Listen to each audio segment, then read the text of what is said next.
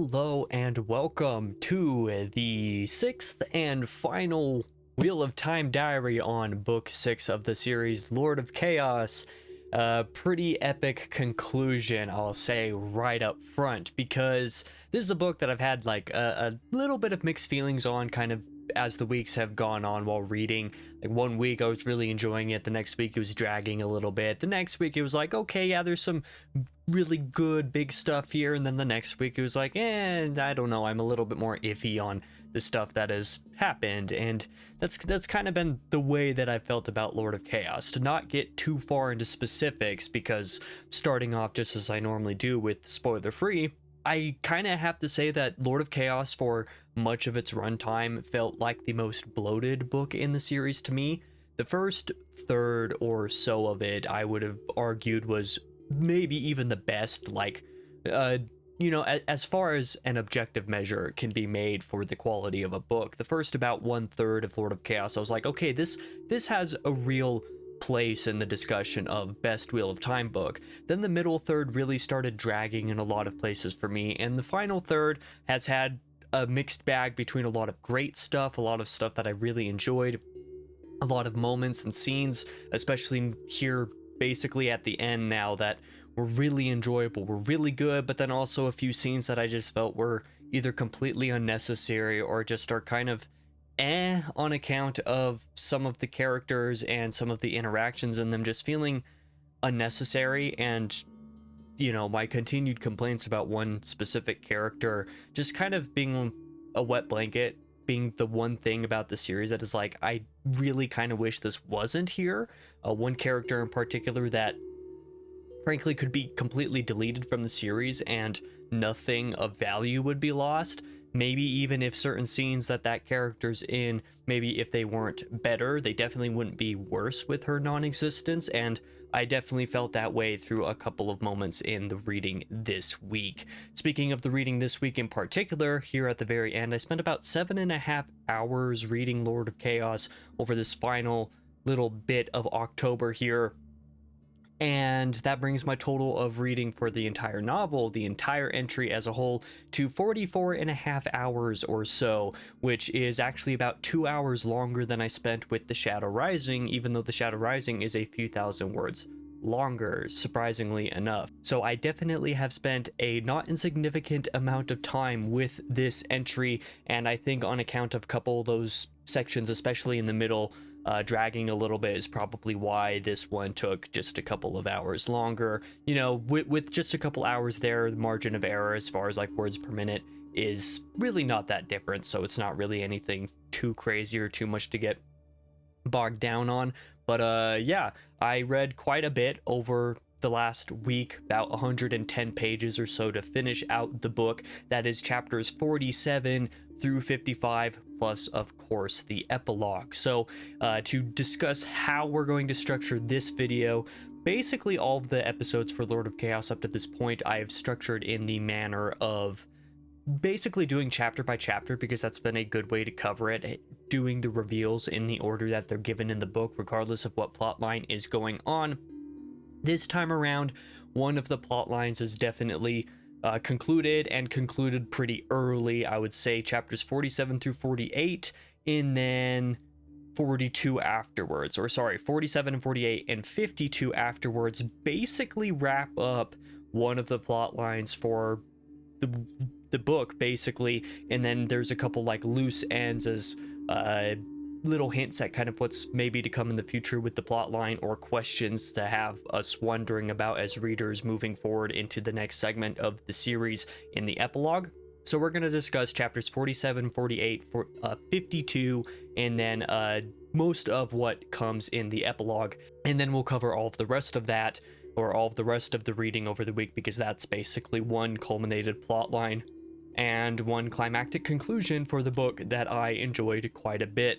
Dumai as well as the final chapter of the book, and as something that the larger, broader Wheel of Time community has talked about, like it's kind of this urban legend type of thing. It's like, Dumai's Wells is very epic. Dumai's Wells is amazing, and like, even though you don't really have context of what that means or what the scene is or anything leading up to it, even basically everybody has heard at one point or another that the climax of Lord of Chaos is amongst the best climaxes. And I actually came into this book, or this, especially the finale here, this final week of reading, wondering if that could hold up, wondering if that would be the case, because there have definitely been some times with moments in this series in the past that have felt a little bit less epic than I think they should have, or that haven't been as good in my mind as I feel like the general consensus seems to be. Viridian, the couple of chapters in that section from The Shadow Rising, is a big standout here, where it was something that was definitely a fan favorite moment, something that people talk about as being one of the best moments, if not the best moment in the series, or one of the most epic moments in the series. And I just thought it was okay. Like, I was expecting something a lot more than what it ended up being, something different than what it ended up being. But we're kind of getting a little bit off topic here. The point is that there are moments in the past of the series that have been hyped up a lot but haven't fully satisfied for one reason or another. Dumai's Wells, the climax of Lord of Chaos, was not one of those moments. It genuinely slapped, and that's basically all I'm going to say for the spoiler free here. I might as well just jump in and talk about the actual spoilers, some of the things that actually happened in the reading, of course starting off with chapters 47 and 48, 52, and then a significant portion of the epilogue to start, to finish off basically the girls' plotline in the western half of the continental world of the Wheel of Time. So, chapter 47 sees Elaine asking Matt to let her study his ter'angreal, because... is it a ter'angreal or is it just an angreal? For some reason I wrote down ter'angreal, but I'm not sure if that's right. Correct me, whichever one it is. That's the correct case. Matt has a necklace that is able to repel the attacks of magic of the One Power. At this point, we know for sure that it repels the attacks of female side of the One Power, so Saidar, and Elaine as a character who studies magical items in this world and studies how they interact with the magic and how they are to be used, and generally does this kind of studying material. She wants to know what it is about Matt's necklace that makes it work in repelling attacks or basically any usage of the One Power upon his person. He refuses to let her do so, but that is something that happens in this chapter. Tom also reveals in chapter 47 to Matt that Birgitta is Elaine's warder, so this is some new information being dropped for Matt as a POV character.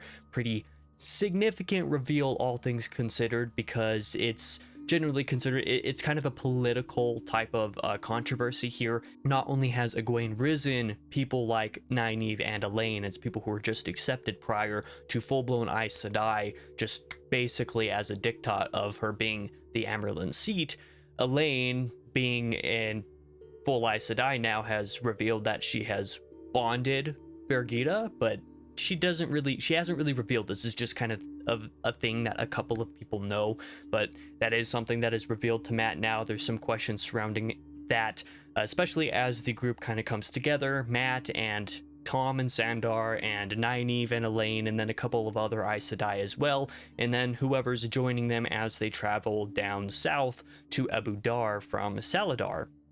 Now commences basically the plot of the Bowl of the Winds, which I would say one of my few major complaints of the book, actually, as far as like pacing and plot progression stuff goes. I would argue that the Saladar plotline and everything probably should have ended basically with the last chapter before this one, with Matt basically getting permission, or Matt being coerced into following Nynaeve and Elaine, who have been given permission by Egwene to go down to Abu Dar to search for the Bowl of the Winds, because just having a couple of chapters here at the very end of Lord of Chaos, or spread out a little bit, you kind of get this new plot line that is formed, this new plot line that is started in the book that is just commenced, and that overall hasn't really seen any like significant notable progression, at least not towards anything significantly climactic. So these last few chapters here in this plotline kind of just feel a little bit off. It's just like, this probably was something that should have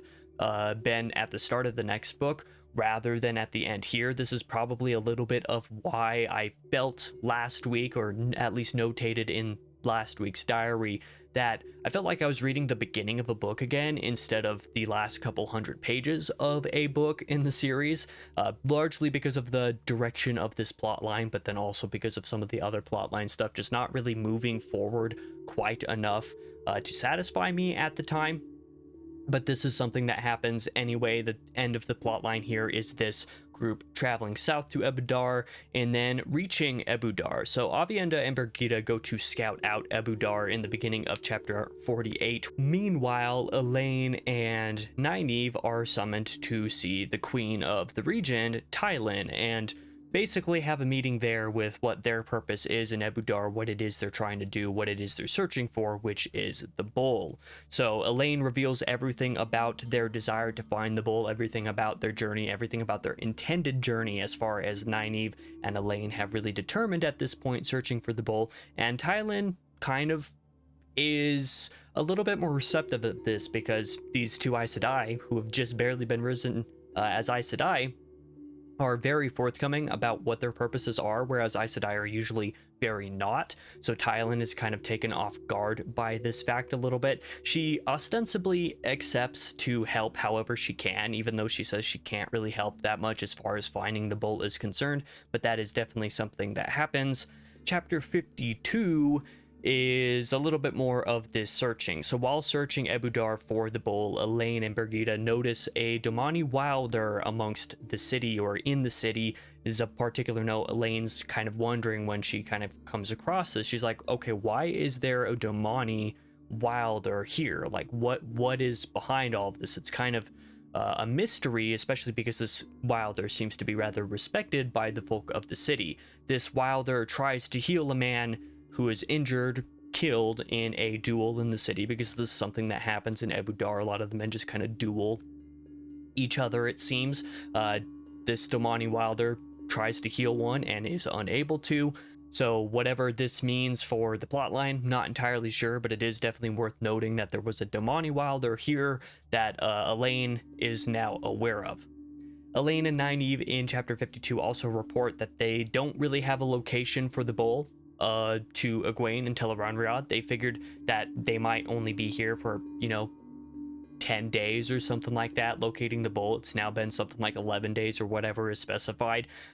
So they tell Egwene, like, we haven't found it yet. We're still searching. And that is basically where the Ebudar plotline itself is finished. Although over the remainder of chapter 52, we switch to a quick Egwene POV as she awakens, with plans basically being put forth to free Logain over in the camps that are traveling away from Saladar. She had commanded Swan to see to Logain being freed. Even though Swan doesn't really agree with the decision, this is something that Egwene is putting forward, asking to be done because she is certain that the Aes Sedai around her are going to gentle him one of these days, probably very soon if she doesn't. So she basically plots behind the backs of all the other Aes Sedai to be like, yeah, okay, let's set Logain free. This is probably better for now, and to see him off. I'm not sure how I feel about this decision on Egwene's part, actually, to be honest. I like it. I'm interested by it. I'm intrigued by her drive to do so, but I'm also rather concerned about what it means for Logain moving forward, because, well, Logain is an interesting character. He has a lot of great potential, and I'm curious to see where it is he goes, what it is he does, if maybe he goes and follows for Rand's amnesty or whatever's going on in that front. We don't really know for sure at this point in time. There is also a very brief scene here at the very end of chapter 52, which was one of the most hype moments of this entire book for me. It was Muriel, one of the other Aes Sedai around in this encampment, basically encountering and seeing Lan Mandragoran as he approaches, because Muriel happens to be Lan's new bond, the one that the bond transferred to after Moraine's death. He finally finds her in the night in this chapter, and Lan's reappearance in the book is really cool. I'm really excited to see more of him in A Crown of Swords, as I'm fairly certain we are going to see. And following all of this Ebu Dar stuff over these few chapters that we've discussed so far, we're going to jump now into the epilogue for the book, which is a pretty big skip, but there are a few very short scenes that occur in the epilogue, and many of them actually have to do with this area in the southwest of the continent. There is a POV from someone who I think is probably one of the Black Aja, because of the references to Tanchico and the way that Nynaeve and Elaine were in Tanchico back in The Shadow Rising. I'm sure that this is one of the Black Aja as a POV to start off the epilogue. This POV also happens to be in direct service to Moghedien, looking for Angreal, maybe even looking for the Bull of the Wind specifically here in Ebu Dar, because that is where this POV happens to be. That's very interesting to note. There's definitely somebody who is antagonistic towards Elaine and Nynaeve here that Elaine and Nynaeve are not aware of at this point, so that is definitely going to be a source of tension to come. Somebody is also seen riding out of Ebu Dar just a couple of scenes later, having overheard something Mat said in the city about the Daughter of the Nine Moons. In chapter 52, there was a brief Mat POV, but nothing in it that really happened that I felt was really worth noting. I guess you could say it's worth noting that Elaine and Nynaeve have basically completely avoided, especially Nynaeve, completely avoided talking to Mat about anything. So that's something to note. But Mat, he encountered something or had some sort of interaction with somebody that caused him to say something about the Daughter of the Nine Moons come to him. And now here in the epilogue, there's the scene of a person riding out of Ebu Dar, basically having overheard Mat say something about that, wondering if the return of the people from across the ocean is actually happening or something like that. So some interesting stuff to talk about there. And then there's also some interesting stuff back with the Saladar encampment, even though they've basically partially left at this point, about Moghedien being freed by Arengar and being summoned to Shayal Ghul, because Arengar is, of course, one of the revived Forsaken, who is basically under the identity of Halima in the camp and is just kind of free to roam, whereas Moghedien has not been. She's been imprisoned using an Adam, basically, under the control of Egwene, but this is where it is actually revealed that Arengar is not female, she is actually male. Arengar is a revived male Forsaken, despite being in basically a female body. This person uses Saidin, the male half of the One Power. It is explicitly mentioned in this epilogue, which I'm pretty sure is when this was supposed to be like an oh crap type of reveal here. I don't think this was something that was meant to be known a few weeks ago when I was told that this was the case. I'm like, where did it even suggest that that was the case? I'm pretty sure this is where the reveal happened and I was just kind of spoiled for it a couple of weeks early. Either way, this was definitely where that reveal happened. Arengar uses Saidin, frees Moghedien from the collar that she has been forced to wear, and the two of them basically leave. As a direct result of this, we get a POV very shortly after of Egwene visiting this tent, seeing that Merrigan, Moghedien, is gone, knowing based off of the interaction that occurred with the Adam that somebody who used Saidin had to have been the one to have freed Moghedien. So she assumes that, or wonders rather, that maybe Logain was the one to have freed the Forsaken, but she really has no way to be sure. That's just her only guess, because Logain is the only wielder of Saidin that she knows of in the general area, so she just doesn't really know for sure. But this is something that basically closes off the entire book. There is one like 2-sentence or something POV afterward, and then another POV in the epilogue that I haven't covered yet. We'll cover that very shortly. So very cool stuff. Like I said, I'm not entirely sure how I felt about this POV or this plotline, the Ebu Dar plotline specifically in general overall, just because of it feels like something that should have started in a book rather than being close to the end of the book. So that it doesn't feel wholesale like satisfying that way. It felt closed up in enough of a way that I'm not like mad where it ended, like it was in the middle of doing something, but I do think that the pacing of it is a little bit strange. That is the end of that plot line. Let us circle back around to now talking about chapters 49 through 51, and then 53 through 55, which is the remainder of basically the other plot lines, the eastern half of the continent, what's going on over here, mostly involving Rand and his other billows over in the area. So chapter 49 basically starts right off after some of the stuff that happened in last week's reading, with Rand basically talking with Loyal and Perrin, who have recently arrived in Camelin, prior to Min basically interrupting whatever it is that they're talking about to warn that 7 of the Saladar Aes Sedai crew are coming to meet Rand. Very targetedly, very pointedly, they are coming to meet Rand, and they basically meant to do it as like an affront to him, to basically catch him off guard. Min is kind of snuck away from them to warn him of this happening, so Rand very quickly manages to get to the hall where he is to meet the other Aes Sedai with a whole bunch of other Aiel and other people around with him. He then sets his foot down with the Aes Sedai, shattering their display of power, where they kind of use like illusion to make themselves seem bigger and their voice is more powerful. Rand shatters this with some magic of his own. A pretty cool moment to see something like this happen. He basically makes it clear here that he's not going to be played by the Saladar Aes Sedai, that he's going to treat both the Saladar Embassy and the White Tower Embassy basically the same, as kind of equals.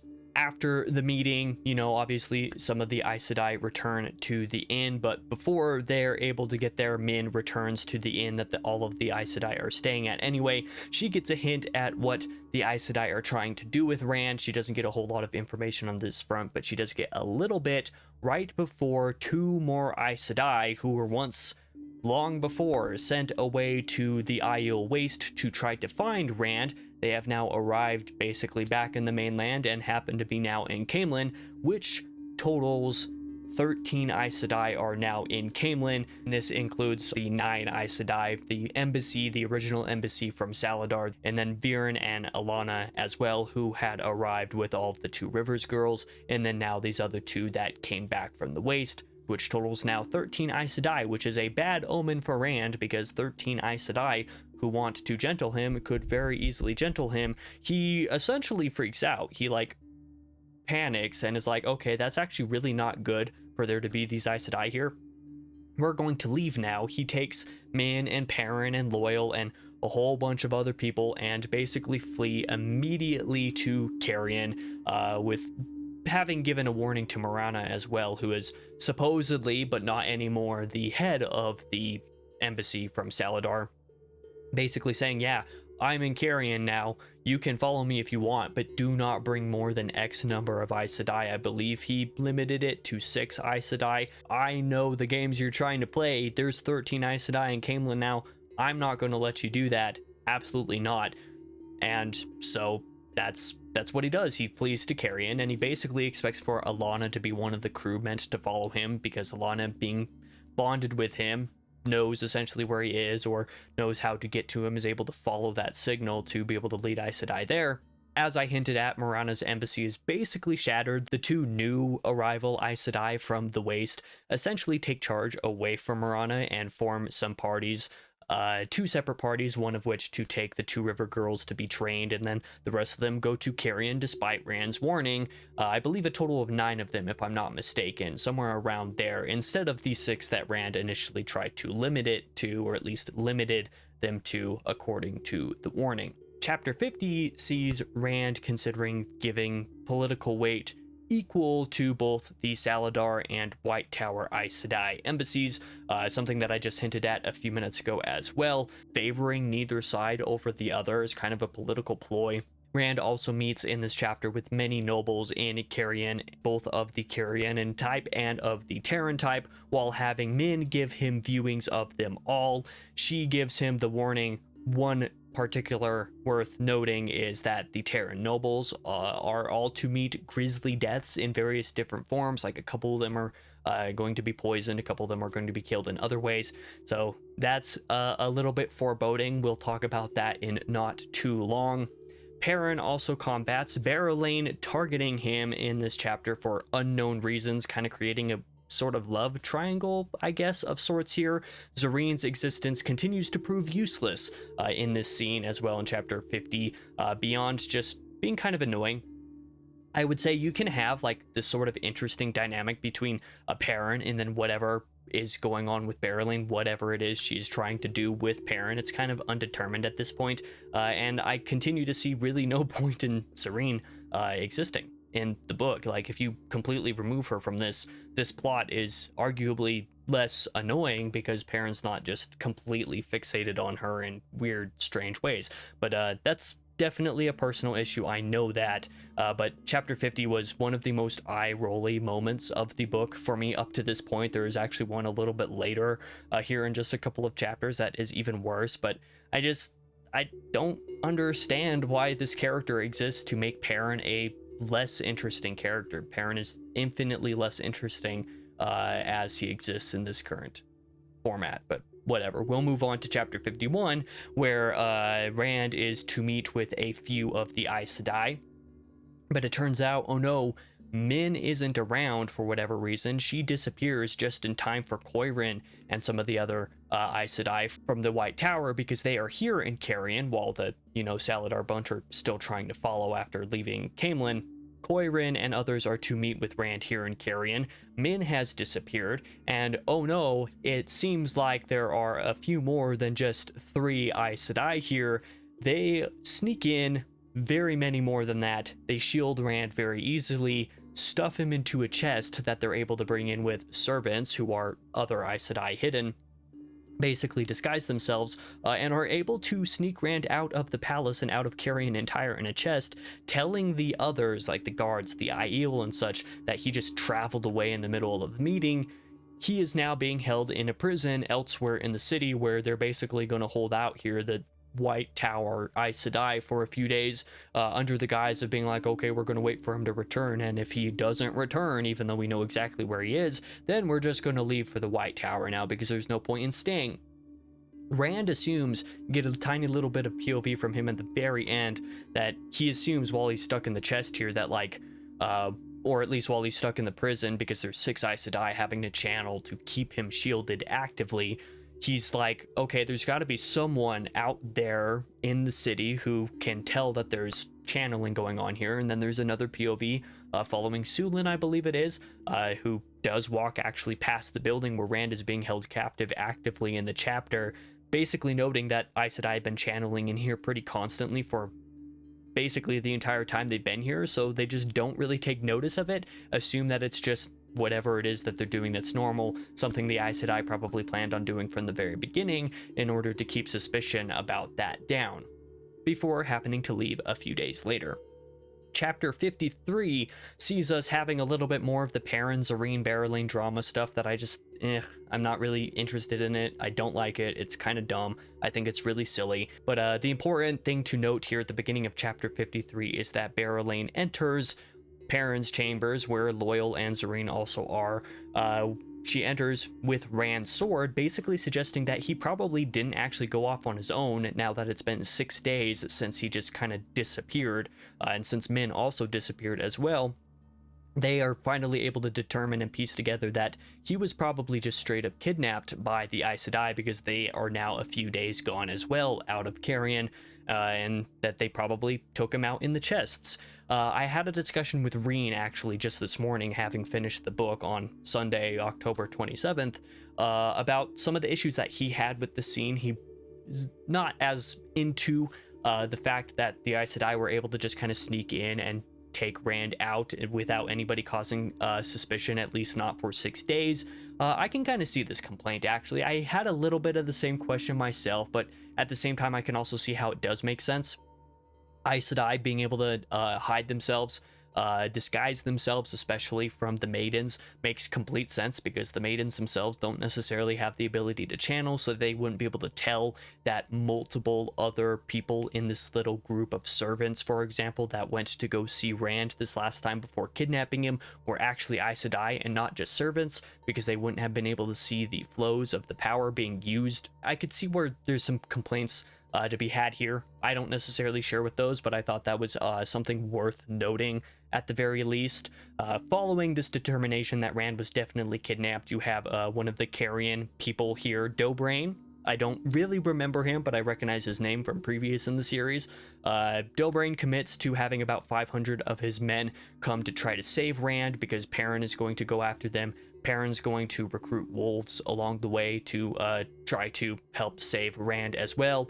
Ruark commits several thousand of his maidens and other Aiel folk to come try to save Rand, but he can't really commit them all because there's, rumors of Shido coming down from Kinslayer's dagger towards the city, so he's not really sure if he can really commit that many, so he doesn't, but he does commit several thousand anyway, and they basically go off and follow the Aes Sedai who have kidnapped Rand. About 5,000 Siswayamon, basically the male Aes Sedai, 1,000 maidens, if I'm not mistaken, about 500 Carianan folk underneath Dobrain, and then, several others as well. Some more follow after Rand's captors. That's determined at the beginning of chapter 54.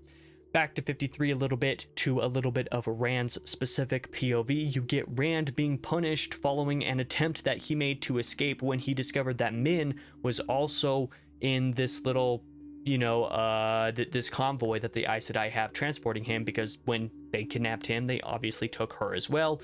I guess they suspected that she was kind of part of maybe Rand's suspicions regarding them, and they obviously weren't exactly wrong in that fact, but Rand, upon discovering that Min happens to be here, caused a ruckus, was able to escape just long enough to kill a couple of warders from one of the Aes Sedai within this little convoy before they're able to, shield and block him again.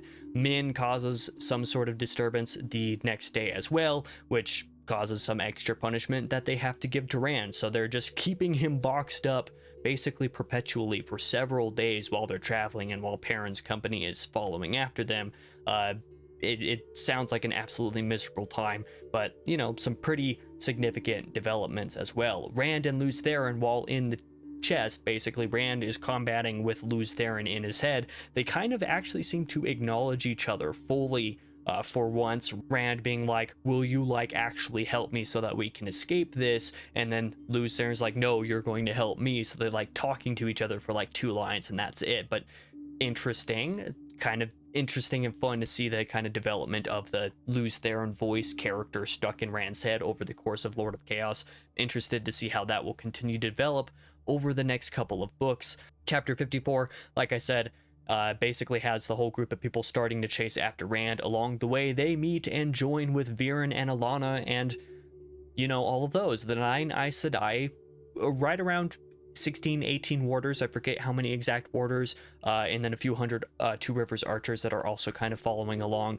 Basically, all of the people who were following after Rand after leaving Caemlyn happen to be along a path chasing after him that Perrin is able to be made aware of because of all of his wolf friends. They're able to talk to him. It's just like, there are people over here, and Perrin's like, okay, I'm gonna go meet with them, and they're able to recruit them into the same group, and now they're all chasing after Rand. Something that I should note as well, though, that I didn't actually write down in my notes, you got to see some of Min's prophesying. Some of her viewings actually come true. Obviously, of course, Aes Sedai meaning to do him harm is something that happened with them kidnapping him. That came true, but then there was also the Terran nobles, for example, that were going to meet grisly deaths. Some of those actually happened in Carrion over the few days following the Aes Sedai leaving Carrion with Rand. That was something that happened. You got news of some of those Terran nobles as well getting poisoned, for example, as the notable example, but that is something that we got to see come true, were some of those viewings. Now we jump into chapter 55, because chapter 54 is basically just the build up, the groups coming up to where, the Aes Sedai convoy is. Chapter 55 is Dumai's Wells, the climax of the book, the one that is hyped up a lot, and the one that absolutely satisfied to basically everything that I wanted it to. I was a little bit worried that maybe it wouldn't satisfy to the degree that I was hoping. It absolutely did. So chapter 55 first off starts with Gawain at the head of the Tarvalon bound party. Just a very short POV of him ordering the progress of the convoy to be stopped on account of attack just beginning to happen on account of Aiel, because the Aes Sedai are just like, why would you do this? And he's like, there are Aiel here, and one of the Aes Sedai is like, but the Aiel are on our side. And then Gawain's like, well, maybe for once you should consider that maybe these aren't the Aiel on our side. And a little argument here, nothing really of super crazy note. Rand is still stuck in his chest as well. There's a little tiny 1-page POV here. He is moved around yet not freed in the chest. Not entirely sure what specific that was about. but it does happen here before we switch to a several page POV again of Perrin. And I gotta say, chapters 54 and 55 of Perrin were great. Reminded me of why I enjoyed Perrin in the first few books, obviously without Zareen's company. Just the interesting dynamic of his character, his wolf brother stuff going on, his personal considerations that have to do more with the people around him rather than Zareen. Basically everything about Perrin's character is just so much more interesting to me in these two chapters than they were in the very few moments that he has been in this book prior. So I just like, again, I kind of have to reiterate, like, I don't see any active purpose in Zareen's character existing that is actually doing her or Perrin any good. I feel like Perrin's character is infinitely better when she's not around, but you know, we will move on. Perrin and all of the others start the campaign, start the charge against their enemies, the ones that are holding Rand captive. Perrin is slashing to try to find Rand. That is his main goal, is to try to get to Rand to free him so that they can leave with him. He sees some Aes Sedai in the midst of the battle instead of with the Wise Ones, because the Aes Sedai that came to join them from Saladar were basically ordered to stay with the Aiel. They did not, but that's another point to be made. They are all essentially surrounded by Shido, so basically a make or break type of moment in a brief battle that was quite engaging, quite tense, with some of the Shido Aiel basically combating the other Aiel, and of course everybody else who is surrounded and led by Perrin for this particular charge. We switch back in POV back to Rand again, breaking free from the shield as several of the ties of the 6 Aes Sedai who are shielding him, I believe 4 of them actually tie off their weaves so that they can fight in the battle that has just begun. Rand is thus able to untie those and break through rather easily, all things considered. He and Lews Therin together with the power are able to do that, able to undo the shield that they have around him. He's able to break free. He also uses the power to break out of the chest that he has been stuck in. He finds Min alive nearby. They stand amidst the chaos to find that it is just a battle going on, because Rand considers at one point in this moment, he's just like, in the course of freeing myself, I accidentally stilled this Aes Sedai, so why is nobody coming to help her? Because she's just like screaming because of it. And it turns out it's because the area is in battle. The whole encampment is just engaged in battle all around. It turns out that not only are there all of the Aiel, not only are there the Carrienan, not only are there archers, not only are all of these other people helping Perrin in the charge to save Rand, there's also a significant chunk of the Black Tower itself here as well. So Taim plus a bunch of other men who can channel, who make a huge difference in the battle, not just, you know, over the course of the battle itself, but also in incapacitating a large number of the Aes Sedai, the enemy Aes Sedai particularly. Rand is able to note that some of them are shielded by Black Tower folk and some of them are not, so he's able to know that some of them were on his side, some of them were from the White Tower. Rand sees all those come to his aid. Standstill is essentially met in the midst of the battle, and Rand kind of listens to a little bit of contradictory advice from both Taim, and we'll talk about Taim a little bit at the very end of this video, and then also from like Perrin, before allowing for the Ashaman, the Black Tower initiates, to slaughter some of the Shido, because that's something that happens. Rather disturbing little scene there, but eventually the Shido do eventually retreat after so many of them are killed by the Black Tower people. The battle is won, and Rand, in the most epic moment of the book, and one of the most epic moments of the series for me, forces fealty from the Saladar Aes Sedai, all 9 of them, with one of the hardest quotes in the series that has ever been put to page so far. Just straight up, kneel and swear to the Lord Dragon, or you will be knelt. With the very last line of chapter 55 saying, the first 9 Aes Sedai swore fealty to the Dragon Reborn and the world was changed forever. Awesome. It was amazing. Very cool climax, very cool conclusion. I significantly enjoyed it. But that also leads us into the 2 brief scenes of the epilogue that didn't have to do with the previous plot lines that we'll talk about now. At one point, I believe it was over this week's reading, but it might have been over last week's reading, Rand was trying to get information from Herod Fell about something. I forget exactly what it was, but Herod basically wasn't able to answer. Then he was able to give a a note to Rand through somebody else was just like, I do have information about something else for you though that's important. I will tell you the next time I see you. Then he like kind of disappears for a little while, supposedly gone fishing or whatever the excuse was, and Rand is never able to talk to him again.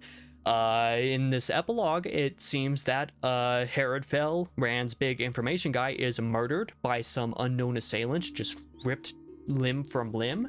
So whatever information it is that he had for Rand, we now have no idea what that is, and it has lost the time, unfortunately. And the very last scene of the book in the epilogue is Demandred, the Forsaken, talking with the Dark One, asking if the Dark One is pleased with what he's done. Based on this little scene, this one little like brief, can you even really call it a scene? I don't even remember how long it was specifically. It's like 2 paragraphs, it's 3 sentences. Just, Demandred knelt in the pit of doom, and for once he did not care that Shaidar Haran watched his trembling with that eyeless, impassive gaze. Have I not done well, great lord? The great lord's laughter filled Demandred's head. With this very short quote-unquote scene and the repeated references throughout the book of when Rand comes into contact with Taim, Lews Therin rising from kind of the pits of his subconscious to rant and ramble about Taim and needing to kill Taim, but not just Taim, he also rambles about Forsaken and Demandred when Taim is kind of here, especially in like this last scene in chapter 55. Like specifically, Lews Therin rambles something about Forsaken, or at least the narrator, Robert Jordan, mentions Forsaken specifically when Taim appears, because when Taim is around, Lews Therin always rants and rambles, but this one time it's mentioned specifically about killing Forsaken. Is Taim meant to be one of the Forsaken? I don't know, but that's just something that I briefly had to wonder about here at the very end of the book. I'm like, is there something else to Taim? Because it seemed this entire time like there is something else to Taim, with that sort of half smile and all these other references with Lews Therin as well. I really don't know how to feel about all of that specifically, but I get the feeling there's something else to Taim here that's really important. And I'm wondering if it has to do with Demandred now, specifically because of that scene. I'm like, that seems a little suspicious to me, but that is the end of the Lord of Chaos. It will be February for sure, maybe even late January when I go on to read A Crown of Swords, which I know sounds like a long time. It is a long time. It's about 3 or so months entirely before I start reading the next book. It is a long time, like I said. It's a little bit longer than I intended, but that is when the schedule frees me up to go into it, and also when a friend or maybe even 2 of mine are able to join reading the series again with me. One of those, Alistair, has been basically, I think he put the series on pause after Lord of Chaos before I even started reading the series, now like over a year and a half ago now, or about a year and a half ago.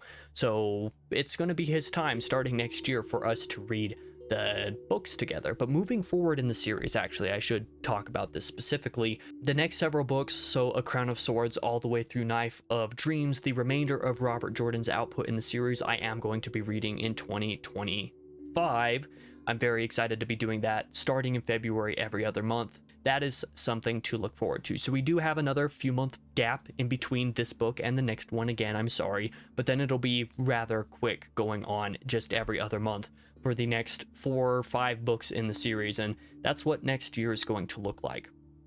Stay tuned on the channel as well. Very soon in November, I'm going to be doing a spoiler-free review of Lord of Chaos. If you've watched all these diaries, you know how I feel about this book, but I'll have the concise version there. And then maybe sometime in December, I think I'm going to do like a little recap video for the quote-unquote second trilogy of Wheel of Time, kind of like I did for Eye of the World, Great Hunt, and Dragon Reborn back when I finished Dragon Reborn a little over a year ago at this point. So I kind of want to do the same thing with the second trilogy, and I'm going to do that relatively soon as well. So we'll see what all the plans end up doing with that. I enjoy Lord of Chaos a lot. I'm not sure exactly where it would fall on my ranking. I think probably around halfway, like right in the middle, not necessarily in the upper echelon, not necessarily in the bottom either. I think it was for parts of it the most bloated book in the series. I think it was for parts of it some of the most epic stuff in the series, but the whole on balance part of it was before reaching the climax, before reaching the final 2 chapters of the book this morning, I was kind of feeling like, I don't know, I think this might be basically at the bottom with, say, Shadow Rising and maybe New Spring there close to the bottom. Like, just the ones that are good, very good, that I enjoyed to one degree or another, but had issues that kind of brought them down for me. I think it's going to be closer to the top of that bottom section because very cool moments, and the climax was great, and climaxes of books are some of the stuff that I remembered most fondly and find the most important in my enjoyment. We'll see. I'll probably determine a little bit more on that the closer I come to reviewing the actual book itself here very shortly, and then the second trilogy, so to speak. But yeah, that is the final diary now for Lord of Chaos. 6 of these videos down. I felt like this one lasted a lot longer and took me a lot longer to read than maybe it should have, or maybe than I felt like I wanted to be reading it for 44.5 hours. I would have preferred if this thing was like less than 40 hours to read, but nonetheless, I enjoyed my time with it. I'm excited to continue the series next year with the next 5 books, but now I'm just kind of rambling and repeating myself in various different ways. With that said, I'm going to disappear now. I don't know exactly when it is that I'm going to actually review the book, but it will be here within a few weeks. So I hope you're excited for that. Whatever my next video ends up being, I'm not sure what it is off the top of my head. I hope to see you there.